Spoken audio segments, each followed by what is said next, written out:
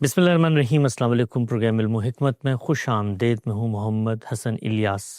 غامدی صاحب کے دین و فکر پر اصول و مبادی کیا ہیں، اس کا مطالعہ کر رہے تھے۔ بنیادی چیز جو ہم نے سمجھی ہے گزشتہ چند نشستوں میں کہ دین پر غور و فکر کرتے ہوئے قرآن مجید کی مرکزی حیثیت ہے جو خود دین کے ماخذ نے طے کر دی۔ وہی میزان ہے، وہی فرقان ہے، وہی سلسلہ وہی پر مہیمن ہے۔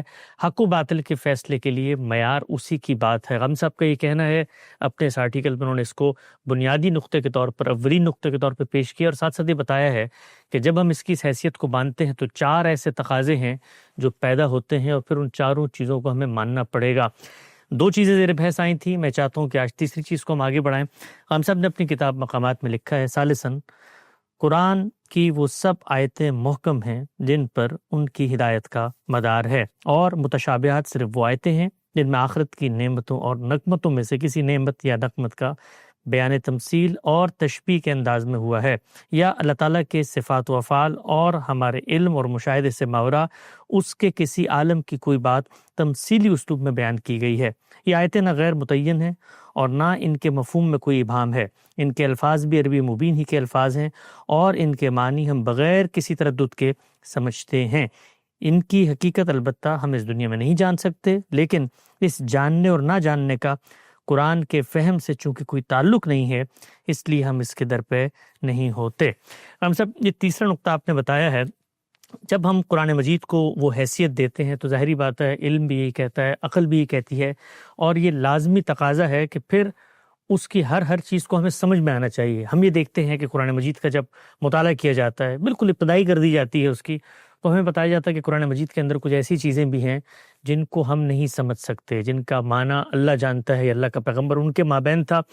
تو یہ سوال تو پیدا ہوتا تھا، لیکن آپ نے بتایا ہے کہ ایسا کچھ بھی نہیں ہے قرآن مجید میں کہ اس کو سمجھنے میں ہم نہ پہنچ سکیں، یا وہ اس کا فہم اس کے اس اسلوب بیان کی وجہ سے ہم سے دور ہو۔ تو ہم سب کیا یہ بات بہت حیرت انگیز نہیں ہے کہ قرآن نے اصل ہدایت کو پوری وضاحت سے، پوری صراحت سے بیان کر دیا ہے، لیکن خود اس نے یہ بتا دیا ہے کہ میں نے اس کے اندر کچھ ایسی چیزیں بھی استعمال کی ہیں جن کی حقیقت تم نہیں جان سکتے، لہٰذا ان کے درپے نہ ہونا۔ تو یہ بات تو شاید خود قرآن مجید نے خود اپنی ہرمینوٹکس بھی واضح کر دی ہے کہ بھئی میرا مطالعہ کرتے ہوئے یہ چیزیں ذہن میں لے کر آنا، اگر یہ چیزیں ذہن میں نہیں ہوں گی تو پھر تمہیں تردد ہوگا۔ تو مجھے بتائیے گا، کیا قرآن مجید کو پڑھتے ہوئے یہ تخصیص بالکل واضح ہو جاتی ہے کہ کون سی چیزیں محکم ہیں اور کون سی متشابہ ہیں، اور متشابہ کے اندر جو آپ نے یہ نقطہ لکھا ہے کہ معنی ہمیں پتہ ہے لیکن اس کا مصداق ہمیں نہیں پتہ، اس لیے کہ وہ ہماری دنیا سے تعلق ہی نہیں رکھتی، یا رکھتی ہیں تو ہمیں ان کی حقیقت کا اعتراف نہیں ہے؟ یہ بتائیے گا مجھے۔ قرآن مجید کا کمال اعجاز یہی ہے کہ وہ اپنی مراجعت کے اصول بھی خود بیان کرتا ہے۔ سبحان اللہ۔ وہ یہ بتاتا ہے کہ وہ بے لسان عربی مبین نازل ہوا ہے، یہ بتاتا ہے کہ اس نے اپنی حجت لوگوں پر تمام کر دی ہے، وہی ہے جس کے ذریعے سے اب دین سے متعلق ہر چیز کا فیصلہ کیا جائے گا۔ چنانچہ زبان کی جو بحثیں ہو سکتی تھیں ان کو سامنے رکھ کر سورہ آل عمران میں یہ حقیقت بھی واضح کر دی ہے کہ میری آیات کی دو ہی قسمیں ہیں، وہ محکمات ہیں، اور محکمات کے بارے میں یہ فرمایا کہ ہن ام الکتاب، جی، یعنی یہ کتاب جس مقصد کے لیے نازل کی گئی ہے، جو ہدایت لے کر آئی ہے، جس چیز کو یہ لوگوں تک پہنچانا چاہتی ہے، جو اس کی بنیاد کی حیثیت رکھتی ہیں، وہ سب ہم نے انہی محکمات میں بیان کی ہیں۔ محکمات کا یہ لفظ بتا رہا ہے کہ اب ان آیات میں نہ کسی تردد کو باقی رہنے دیا گیا ہے، نہ اس میں کوئی ایسی بحث پیدا ہو سکتی ہے کہ یہ ظنی الدلالہ ہیں یا قطعی الدلالہ ہیں۔ وہ اپنا مدعا آخری درجے میں واضح کرتی ہیں۔ یہ بتا دیا گیا ہے کہ ان میں جو بات بیان کی گئی ہے وہ کبھی محتمل الوجہین نہیں ہوتی، وہ آخری درجے میں محکم ہے۔ اس کے بعد ظاہر ایک سوال پیدا ہوتا ہے کہ قرآن مجید میں اللہ تعالیٰ کی ذات صفات کے بارے میں بھی بعض چیزیں بیان کی گئی ہیں، اسی طرح سے قیامت کا نقشہ کھینچا گیا ہے۔ قیامت کے بعد جنت ہوگی، دوزخ ہوگی، اس کی تصویریں بھی قرآن میں جگہ جگہ ملتی ہیں۔ اللہ تعالیٰ قیامت میں کس طریقے سے لوگوں کے سامنے آئیں گے اس کی بھی تصویریں قرآن مجید میں دیکھی جا سکتی ہیں۔ یہ ظاہر ہے کہ ہماری اس دنیا کے واقعات نہیں ہیں۔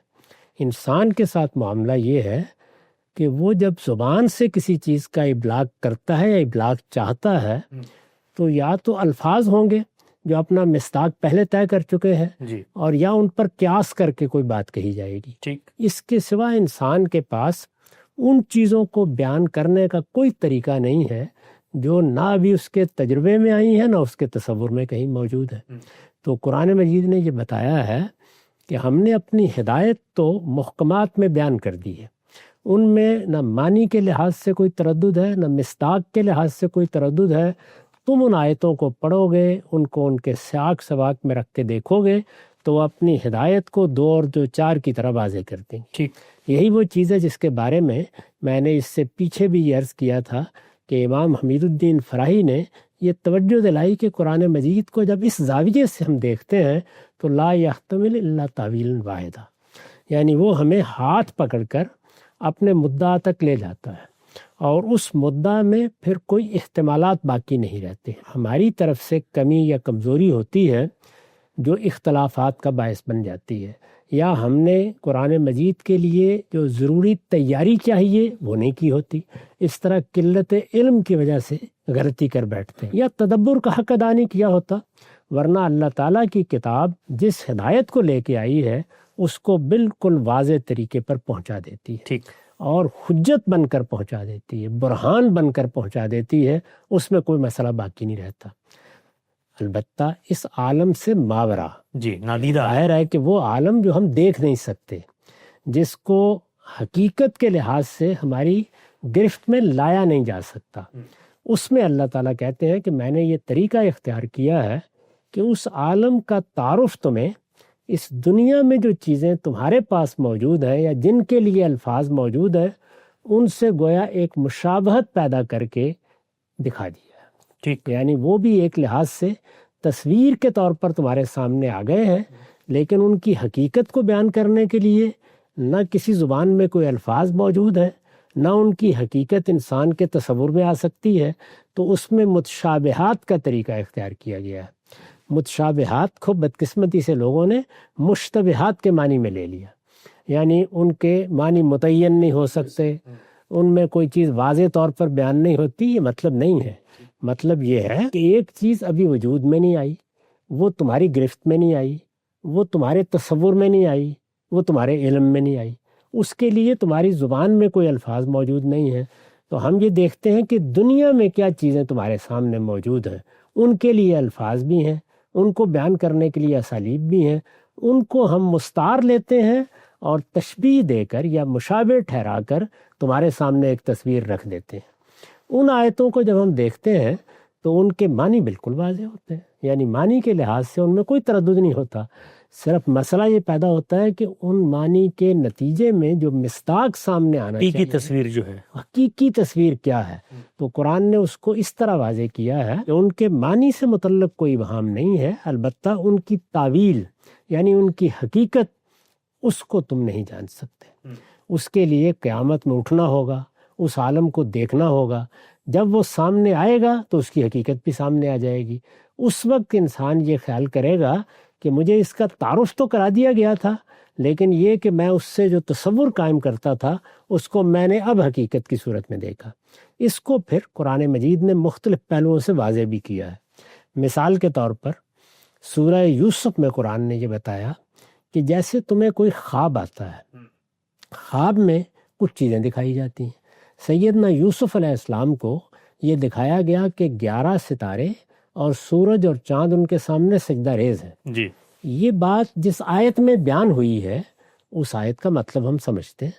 یعنی اس میں اگر فرض کر لیجئے کہ ستاروں کی تعداد بیان کی گئی ہے تو عربی زبان میں اعداد کے لیے جو الفاظ ہیں وہی استعمال کیے گئے ہیں. ستاروں کے لیے جو لفظ ہے اس لفظ کا مطلب بھی ہم سمجھتے ہیں.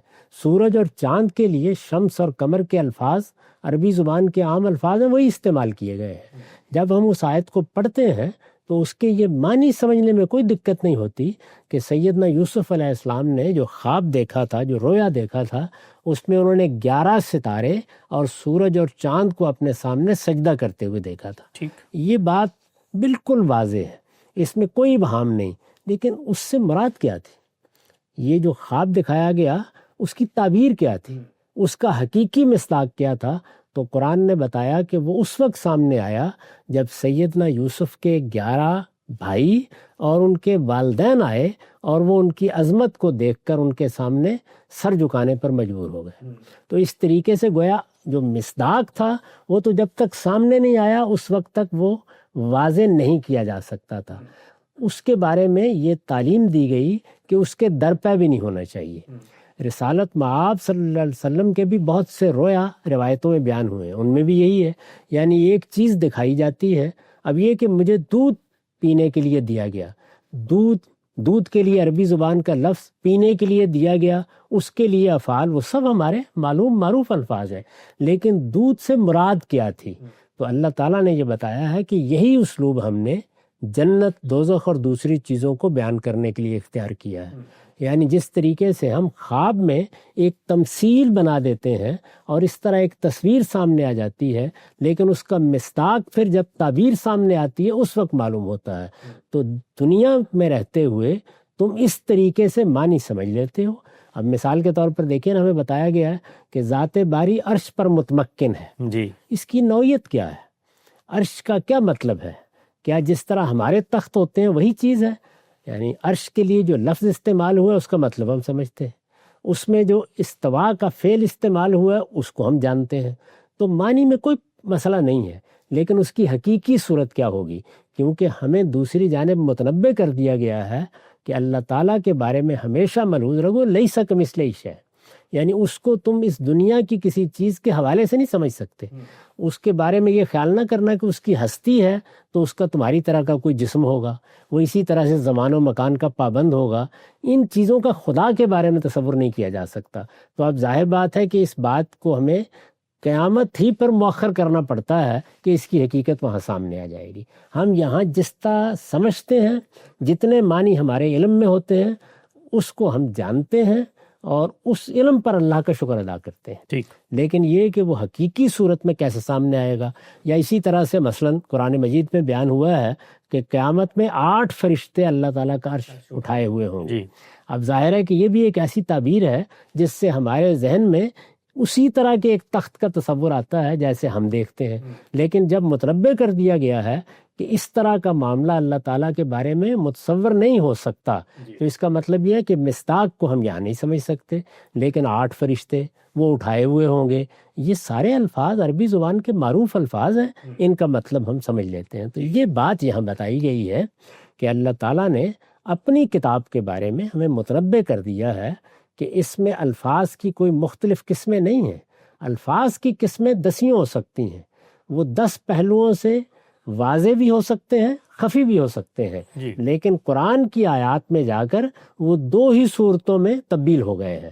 یعنی اس نے جو اپنی ہدایت بیان کی، مثال کے طور پر اس کے عقائد، اس کے ایمانیات، اس نے جن چیزوں کے بارے میں ہمیں توجہ دلائی، اس نے علم کے جو راز کھولے، اسی طریقے سے ہمیں جن احکام کا پابند کیا، جن اخلاقی حدود کا ہم سے تقاضا کیا، ہمیں جو شریعت تھی وہ سب محکمات میں بیان ہو گئی۔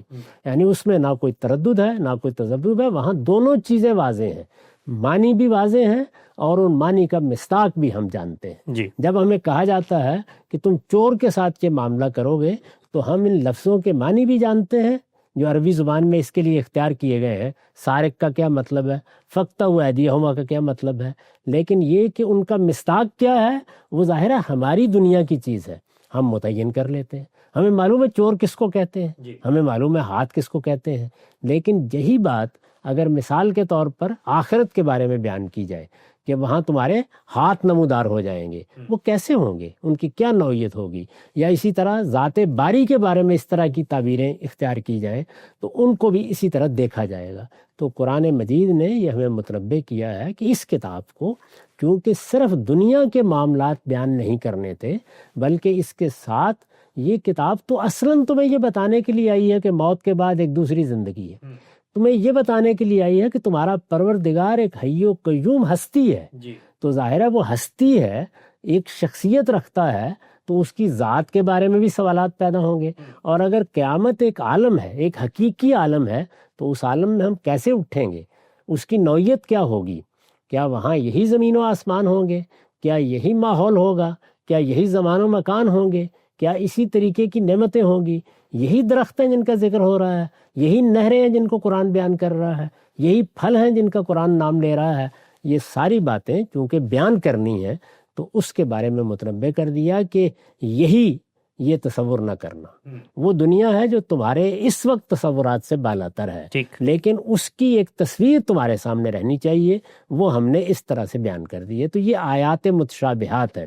اس میں جس غلط فہمی کو مدرسہ فرائی میں پوری طرح واضح کیا گیا ہے وہ یہ ہے کہ محکمات اور متشابہات متعین ہے، یعنی ایسا نہیں ہے کہ آپ کسی آیت کے بارے میں کہیں کہ محکم ہے اور کوئی دوسرا کہے کہ متشابہ ہے، وہ بالکل متعین ہے۔ یعنی محکمات میں ہدایت بیان ہوئی ہے، قرآن مجید کے ایمانیات بیان ہوئے ہیں، قرآن مجید کے اخلاقیات بیان ہوئے ہیں، قرآن مجید کی شریعت بیان ہوئی ہے، قرآن مجید جن دنیوی حقائق سے ہم کو متنبہ کرتا ہے وہ بیان ہوئے ہیں۔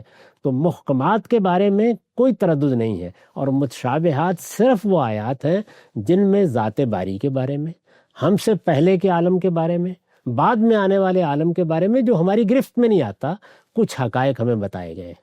وہ حقائق ہمارے لیے ازدیاد علم کا باعث بھی بنتے ہیں، ازدیاد اطمینان کا باعث بھی بنتے ہیں، لیکن ان کی صحیح تصویر کیا ہے، ان کا حقیقی مصداق کیا ہے، وہ ہم یہاں نہیں جان سکتے۔ چنانچہ وہاں پھر سورہ آل عمران میں متنبہ کیا گیا ہے کہ جن لوگوں اللہ تعالیٰ نے علم میں رسوخ عطا فرمایا ہے، وہ جب ان آیات کو دیکھتے ہیں یا سنتے ہیں متشابہات کو، تو وہ کہتے ہیں کہ ہم نے جس طرح بیان کیا گیا اس کو مان لیا، ہم نے اس پر ایمان قبول کر لیا۔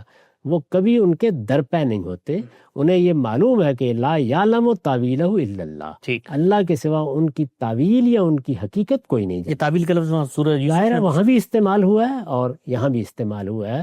تو تعویل کا مطلب ہے مصداق، حقیقت کسی چیز کی جاننا، یہ معنی کے معنی میں یہاں استعمال نہیں ہوا۔ تو اس چیز کو ہم نے واضح کر کے بتایا ہے کہ اس سے قرآن مجید کے میزان اور فرقان ہونے کی حیثیت میں کوئی فرق واقع نہیں ہوتا، یعنی وہ محکم ہے، ہر لحاظ سے محکم ہے، اس کی ہدایت محکم ہے، اس نے جو باتیں بیان کی ہیں وہ محکم ہیں، ان میں کسی تعویل کی کوئی گنجائش نہیں ہے، وہ اپنی ذات میں پوری طرح قائم ہے۔ اس کی طرف جب آپ رجوع کریں گے تو اپنا ہاتھ پکڑ کے آپ کو صحیح نتیجے تک لے جانے کے لیے سارے لوازم اپنے اندر رکھتا ہے، اس لیے اس میں کوئی تردد نہیں ہونا چاہیے۔ البتہ جب وہ آخرت کو بیان کرے، جب وہ اس دنیا کی ابتدا کے بارے میں کوئی بات بیان کرے، تو اس موقع پر یہ سمجھ لینا چاہیے کہ اس دنیا کی چیزوں کے متماثل ٹھہرا کر بعض تصویریں تمہارے سامنے رکھی گئی ہیں، یہی تمہارے لیے ممکن تھا۔ اس علم کو اللہ کی نعمت سمجھو۔ ان میں بھی الفاظ کے معنی تم آسانی سے سمجھتے ہو، وہ عربی مبین کے الفاظ ہیں، ان میں کوئی تردد نہیں ہے، لیکن ان کے مصداق کے در پہ نہیں ہونا چاہیے، اس لیے کہ اس دنیا میں وہ مصداق نہ سامنے لایا جا سکتا ہے نہ اس طریقے سے سمجھایا جا سکتا ہے۔ اچھا صاحب، یہ تو سمجھ میں آتا ہے کہ ایک ضرورت پیدا ہوتی ہے جب آپ انسان کو ماورا کے حقائق سے روشناس کرانا چاہتے ہیں، یا وہ حقیقتیں جو اس کے لیے بن دیکھی ہیں، اس کے سامنے نہیں ہیں، تو لازماً تمثیل کا اسلوب اپنانا پڑے گا۔ اور یہ کام ہم لوگ بطور انسان بھی روز کر رہے ہوتے ہیں، خود انسانوں سے مکالمے میں، گفتگو میں جو چیزیں ہمارا مشترک علم نہیں بنتی، جن کی حقیقت ہمارے سامنے نہیں ہوتی، تو وہاں پر ہم یہ تمثیل کا، تشبیہ کا اسلوب استعمال کرتے ہیں۔ اس کو ایک طرف رکھے گا ہم سب، ایک اور پہلو سے میں چاہتا ہوں ذرا اس پہ آپ کچھ تبصرہ فرمائیے گا۔ یہ تو ایک ضرورت پیدا ہوئی، اللہ نے ماورا کے بارے میں بتانا تھا انسانوں کو، تو انہوں نے متشابہات کا طریقہ اختیار کر لیا۔ ایک اور چیز نہیں ہے جو قرآن مجید نے اس سے ایک سبق دیا ہے کہ اے انسان اپنے حدود علم اور اپنے ادراک کے دائرے کو بھی پہچان۔ یعنی اتنا زبردست فکری توازن پیدا ہوتا ہے کہ جب ہم محکمات کو پڑھتے ہیں تو اللہ تعالیٰ بتاتا ہے، ہمیں ایک میسج دیتا ہے کہ یہ تمہارا دائرہ علم تھا، تمہاری فطرت میں اس کی بنیاد موجود تھی، اس کی توضیحات، تفصیلات فیصلہ کن مرحلے پہ تم چاہتے تھے تو وہ ہم نے پیغمبر سے دے دی۔ اب یہ جو ماورا کی چیزیں ہیں، یہ جو میٹافزیکل ریئلٹیز ہیں، یہ تمہارے دائرہ علم سے باہر ہیں، چنانچہ اس میں جب میں تمثیل کا اسلوب اختیار کر رہا ہوں تو اس کا مطلب یہ ہے کہ تمہارا علم وہاں تک نہیں پہنچ سکتا، لہٰذا اپنے حدود علم کو بھی پہچانو اور ماورا کے در پہ مت ہو۔ یہ بات آپ نے بیان فرمائی، قرآن نے خود جگہ جگہ متنبہ کر کے واضح کی ہے۔ مثال کے طور پر جب لوگوں نے یہ پوچھا کہ وحی کیا چیز ہے، جی، اب ظاہر ہے کہ وحی اس دنیا کی چیز نہیں ہے، جی، اس میں اللہ تعالیٰ بندے کے ساتھ رابطہ پیدا کرتے ہیں۔ وہ رابطہ کس طریقے سے ہوتا ہے؟ اس دنیا میں جو رابطے کی صورتیں اب ایجاد ہو گئی ہیں، یہ اگر ہمیں سمجھانا پڑتی، یعنی آج سے 200 سال پہلے 400 سال پہلے تو ہم بھی یہی طریقہ اختیار کرتے، اس لیے کہ آج تو ان کے لیے الفاظ وجود میں آ گئے ہیں، یہ انٹرنیٹ ہے، یہ کمپیوٹر ہے، یہ لیپ ٹاپ ہے، یہ فلاں ہے، یہ فلاں ہے، ان سب چیزوں سے اب ہم واقف ہیں۔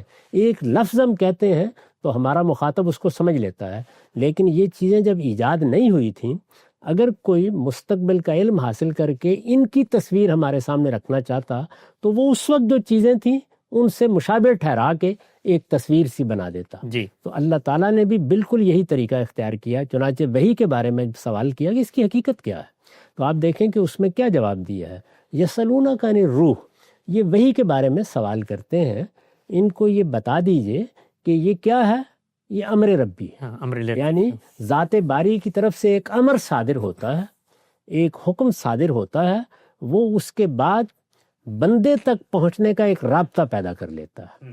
تو یہ بات اجمال میں بتا دی گئی، اور اس کے فوراً بعد کیا کہا، وَمَا أُوتِيتُم مِّنَ الْعِلْمِ إِلَّا قَلِيلًا، تمہیں دنیا میں جو علم دیا گیا ہے وہ العلم کا بہت تھوڑا سا حصہ ہے، یعنی جو علم اس دنیا میں اگر علم کو علم کے طور پر دیکھا جائے، جس طرح کہ قرآن نے بیان کیا کہ اگر یہ سارے سمندر روشنائی بن جائیں اور سارے درخت قلم بن جائیں تو یہ اللہ کے کلمات کو لکھ نہیں سکتے، یعنی یہ کم پڑ جائیں گے، یہاں تک کہ اتنے ہی 7 سمندر اور پیدا کرنے پڑیں گے۔ تو اس سے یہ تصور دلایا ہے کہ ذات باری کا علم یا اس کی کائنات کا علم کتنا وسیع ہے۔ ابھی ہم جان رہے ہیں کہ جو کائنات اس وقت ہمارے سامنے ہے وہ ہمارے ہوش و حواس گم کر دیتی ہے، یعنی اس کے بارے میں اجمالی سے تصورات ہم قائم کر پاتے ہیں، وہ گرفتی میں نہیں آتی۔ ایک ایک کرے کو اگر دیکھتے ہیں تو اس میں اربوں سال اور اس طرح کے الفاظ ہمیں بولنے پڑتے ہیں، یہاں تک کہ ہمارے پیمانے ہی اس کے لیے ختم ہو گئے ہیں۔ تو ظاہر ہے کہ یہ ساری چیزیں جتنی ہیں ان کو سامنے رکھ کر ہی کوئی تصور دلایا جائے گا۔ اب قرآن مجید میں یہ بتایا گیا ہے کہ میں نے اس سے پہلے کہ میں تمہیں یہ قالب دوں تم سب کو پیدا کر دیا، یعنی نفس انسانی وجود میں آ گیا، اور میں نے اس کو گویا تمہاری پیٹھ سے نکالا اور نکال کے ان سے اپنی ربوبیت کا عہد لے لیا۔ یہ بات بیان کر دی گئی ہے، لیکن یہ واقعہ ہماری گرفت میں نہیں آتا، ہم اس کو اس طرح جان نہیں سکتے۔ ہمارا حال تو یہ ہے کہ خود نفس انسانی جس سے ہم متصف ہیں، جو ہمارے پاس موجود ہے، بلکہ ہم ہی وہ ہیں، اس کے بارے میں بھی ہم کوئی الفاظ نہیں تعبیر کے لا سکتے۔ یعنی اگر مجھے یہ بیان کرنا ہو کہ عقل کیا ہے یا یہ بیان کرنا ہو نفس کیا ہے، تو میں سوائے اس کے کیا ہے کچھ تشبیہ کے طریقے اختیار کروں گا اور کچھ بھی اختیار نہیں کر سکتا، یعنی اس کو میں گرفت میں نہیں لے سکتا۔ وہ میری چیز ہے، میں خود ہوں، وہ میری ذات ہے، وہ میری خودی ہے، لیکن اس سب کے باوجود میں اس کو الفاظ کے سانچے میں بند نہیں کر سکتا۔ تو اس چیز کی جانب توجہ دلائی گئی ہے کہ اس کائنات کے بارے میں جو ابھی تمہاری گرفت میں نہیں آئی، وہ دنیا جو تمہاری وجود سے پہلے تھی، ظاہر ہے کہ اللہ تعالیٰ کی دنیا مجھ سے تو نہیں شروع ہوئی، اس کو جب ہم بیان کرتے ہیں تو کم سے کم ایک تصویر سی بنانے پہ اکتفا کرتے ہیں، اس سے زیادہ نہ تمہیں بتایا جا سکتا ہے نہ تم اس کا تحمل کر سکتے ہو، اس لیے یہاں معنی سمجھ لو، لیکن اس کے مصداق کے درپے ہونے کی ضرورت نہیں، اور مصداق کے لیے تعویل کا لفظ اختیار کیا۔ نقطہ بالکل واضح۔ ہم سب 2 ضمنی توضیحی سوالات پھر ہم اس بحث کو سمیٹیں گے۔ یہ بیان کیجیے گا کہ یہ جو ماورا کے حقائق ہیں، ظاہری بات ہے انہی کو متشابہات میں بیان کیا جاتا ہے، اور انسان بھی اسی طرح سے کرتے ہیں۔ میرے ذہن میں ایک چیز آ رہی ہے، گزشتہ دنوں میں نے پڑھی کہ ہندوستان کے بالکل اولین مورخ تھے جنہوں نے لندن کے جا کر سفرنامہ لکھا، تو ہندوستان کے لوگوں کو انہوں نے بتایا کہ ٹرام جو کہ لندن میں موجود تھی اور ہندوستان کے لوگ نہیں جاتے تھے، تو بے عین ہی یہی متشابہات کا تشبیہ کا طریقہ، تمثیل کا طریقہ اختیار کیا، اور انہوں نے بتایا کہ لندن کی گلیوں میں آہنی سلاخیں گڑی ہوئی ہیں اور ان کے اوپر لوہے کے ڈبے بکٹوٹ گھوڑے کی طرح گلیوں میں گھومے پھرتے ہیں۔ تو وہ لوگ جو ٹرام سے واقف نہیں تھے، جو ان کے علم میں چیزیں تھیں، اس کی مشابہت دے کر ان کو حقیقت سے روشناس کرایا۔ یہ تو ہوگا۔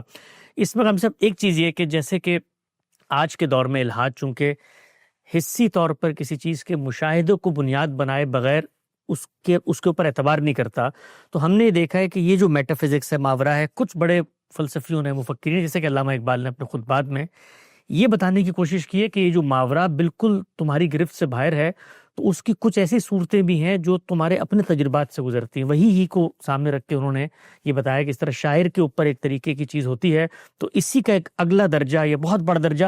تو کیا یہ طریقہ اختیار کیا جا سکتا ہے کہ ہم لوگوں کو ماورائی حقائق کی طرف توجہ دلانے کے لیے یہ کہیں کہ خود ہمارے مشاہدے میں بعض ایسی چیزیں ہوتی ہیں جو ہماری گرفت میں نہیں آتی؟ اس میں کیا شک ہے، میں نے تو ابھی آپ سے عرض کیا کہ ہم بہت سی چیزیں ہیں جو رکھتے ہیں، خود رکھتے ہیں، ہمارے پاس موجود ہے، نفس ہے، عقل ہے، لیکن ان کے لیے ہمارے پاس الفاظ نہیں ہوتے ہیں. اور اگر کوئی الفاظ ہیں بھی تو وہ بس ایک اجمالی سا تصور دیتے ہیں. آپ لوگوں سے کہیے کہ وہ لفظ عقل کو سامنے رکھ کے ذرا عقل کی تعریف کر دیں تو یہ ان کے لیے ممکن نہیں ہوتا. یعنی ہم زیادہ سے زیادہ کیا کہیں گے، یہ کہ عقل ایک ملکہ ہے جو حواس کے ذریعے سے اثرات منتقل ہوتے ہیں، ان کو علم میں تبدیل کر دیتا ہے. تو اگر آپ غور کر کے دیکھیں تو اس سے بھی ایک تصویر سی بنتی ہے، لیکن کیا ہم عقل کو دکھا سکتے ہیں یا بتا سکتے ہیں؟ حالانکہ وہ نفس کا ظہور ہے. یعنی ظاہر ہے میرے اندر ایک شخصیت موجود ہے، وہ شخصیت ہے جو میں بولتی ہے، جو اس وقت بات کر رہی ہے. اس شخصیت کو میں اپنی ذات کہتا ہوں، لیکن اس کو لفظوں میں بیان کرنا میرے لیے ممکن نہیں ہوتا. تو اللہ تعالیٰ جب اس کو بیان کرتے ہیں تو اسی طریقے سے تمثیل کا طریقہ اختیار کرتے ہیں. ہم بھی یہی کرتے ہیں، جو چیزیں آج سامنے نہیں ہوتی ان کا تصور اسی طریقے سے دلاتے ہیں. خود سائنس فکشن میں دیکھیے، یعنی جن چیزوں کے بارے میں خیال کیا جاتا ہے کہ یہ شاید کبھی وجود پذیر ہو جائیں، ان کے لیے وہی تعبیریں اختیار ہیں. بالکل، یعنی جو موجود چیزیں ہیں ان کو سامنے رکھ لیا جاتا ہے. ہم جب کوئی نئی چیز کسی دوسری دنیا میں دیکھتے ہیں تو اس کے بارے میں بھی اسی طرح کی تعبیریں اختیار کرتے ہیں. تو تعبیریں اختیار کی جاتی ہیں، ان کے لیے الفاظ ہمیں مل جاتے ہیں، کیونکہ مماثل چیزوں کے ساتھ انسان پہلے سے مانوس ہوتا ہے. تو اس کے اس انس سے فائدہ اٹھا کر ہم ایک تصویر اس تک منتقل کر دیتے ہیں. قرآن نے بھی یہی طریقہ اختیار کیا. نقطہ بالکل واضح ہو گیا. قرآن مجید ہی میزان ہے، فرقان ہے، حکم ہے، مہیمن ہے، حرف آخر ہے، قول فیصل ہے. حق و باطل کے باب میں وہی ہے جس پر سب چیزوں کو پرکھا جائے گا. اس کے لیے جو تیسری بات دنیا میں مسلمانوں کو ایک اعتماد کی جگہ پر اور انسانوں کو اعتماد کی جگہ پہ کھڑی کرتی ہے کہ اس کتاب کا کوئی ایک بھی ایسا لفظ، تعبیر، آیت نہیں ہے کہ جس کا مفہوم اور معنی ہم نہیں جان سکتے. بعض چیزیں جو ایسے سامنے آتی ہیں ان کی حقیقی تصویر ہم نہیں جانتے، لیکن جو الفاظ ہیں وہ بالکل متعین ہیں اور ان کا جو مفہوم ہے وہ پوری قطعیت سے ہم تک منتقل ہو جاتا ہے. آگے بڑھاتے ہیں سلسلہ گفتگو. ہم سب سوالات کا سلسلہ ہے، لوگوں نے سوالات پوچھے ہیں، آپ کی خدمت میں کر کے میں سوالات رکھتا ہوں. السلام علیکم حسن بھائی، ظفر شبیر عرض کر رہا ہوں پاکستان سے. اتمام حجت کے اوپر ایک کوشچن ہے کہ یہ کیسے ممکن ہے کہ چاہے رسول بھی موجود ہو، ہر ایک انڈیویڈ پہ جو انکار کر رہا ہے اس کے اوپر اتمام حجت ہو جاتا ہے؟ وہ کون سا پیمانہ ہے، وہ کون سا طریقہ ہے جس سے یہ پتہ لگ جاتا ہے؟ مطلب نفسیات کا علم پڑھنے سے پتہ لگتا ہے کہ یہ ممکن نہیں ہے. مطلب خدا خود تو موجود نہیں ہے نا، کہ وہ دلوں میں اطمینان پیدا کر رہا ہے کسی کے بارے میں. بہرحال وہ رسول ہے جو بات کر رہا ہے، وہ جتنی بھی واضح بات کر رہا ہے. کیا یہ اتمام حجت کا قانون کیا یہ کہہ رہا ہے کہ ہر ایک انڈیویڈ جو انکار کر رہا ہے اس پہ کنکلوسیو کمیونیکیشن ہو گیا ہے؟ اب یہ اناؤنسمنٹ خدا کی طرف سے آتی ہے، رسول کہہ دیتا ہے کہ واقعتاً ہو جاتی ہے. جی خان صاحب، یہ بیان کیجیے گا. یہ مطلب ہم تو یہ جانتے ہیں نا کہ ہر انسان کا جو حقیقت کو پرسیو کرنے کی صلاحیت ہے وہ مختلف ہوتی ہے. تو سب پر حق واضح ہو گیا تھا جب ہم یہ اسٹیٹمنٹ دیتے ہیں تو اس کا لازمی منطقی مفہوم تو ہے کہ نا برابر سطح پہ لازم ہو گیا تھا، سب جان چکے تھے. تو یہ سوال پوچھ رہے ہیں کہ یہ کیسے مطلب یہ معلوم ہو گیا، اور یہ تو ممکن نہیں نظر آتا بظاہر. یہاں کوئی حق تفصیلی صورت میں پیش نظر نہیں ہوتا، سبحان اللہ، بلکہ پیغمبر ہے. واہ. یعنی وہ خدا کی طرف سے آیا ہے، اس کو اس پروردگار نے بھیجا ہے. وہ دنیا کے عام انسانوں ہی کی طرح نظر آ رہا ہے، لیکن اس کے ساتھ خدا کا براہ راست رابطہ ہے. تو خدا کی مائیت کا اس کے ساتھ ظہور ہوتا ہے، وہ بالکل مشاہدے کی چیز بن جاتی ہے. اس کا نتیجہ یہ نکلتا ہے کہ ہر شخص پر یہ بات واضح ہو جاتی ہے کہ یہ کوئی ایسی شخصیت نہیں ہے جس نے اپنی طرف سے کوئی بات کہی ہے.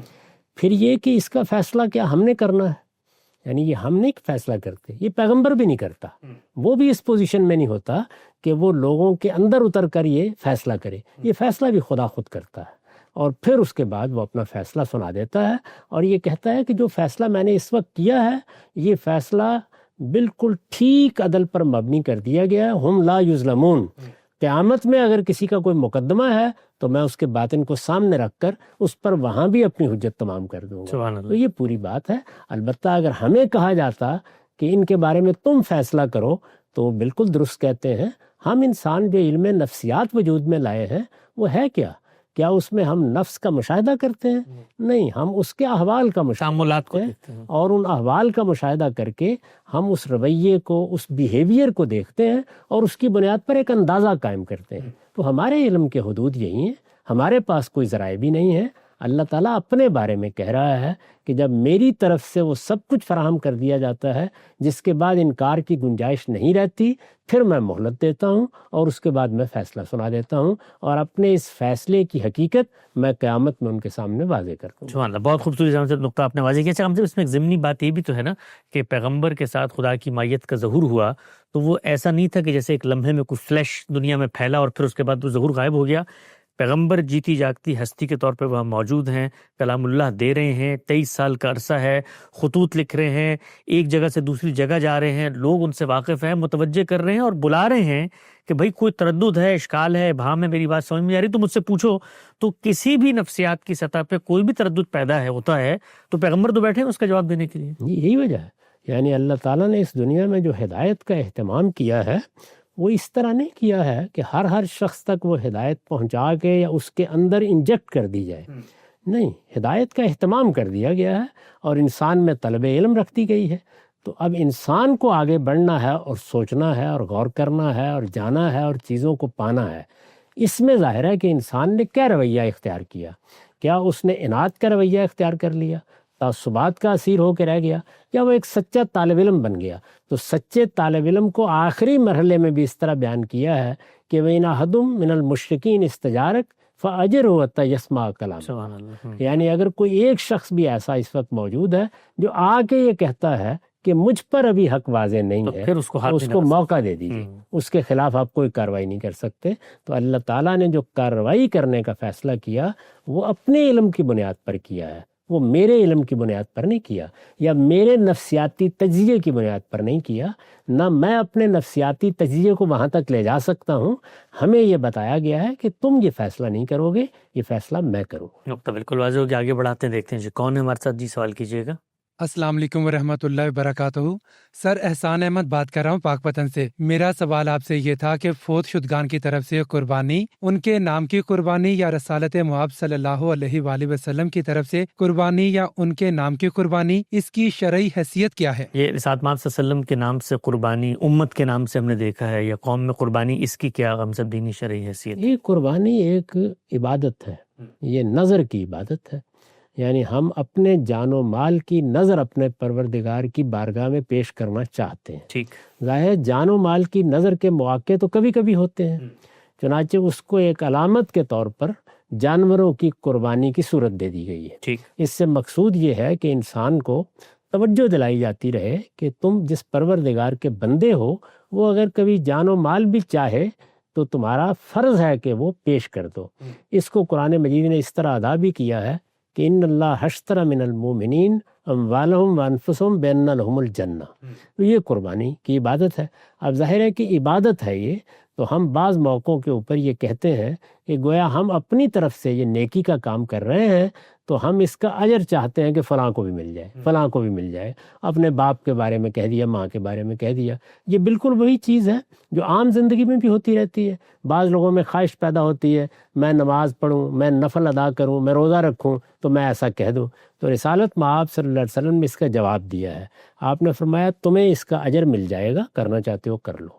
تو گویا بندہ جب قربانی پیش کرتا ہے تو اس کو اجر مل گیا، یہ اس کی ایک پاکیزہ خواہش ہے۔ اللہ تعالیٰ اپنے اصول اور قانون کے مطابق چاہیں گے تو اس کا اجر کسی کو پہنچا دیں گے۔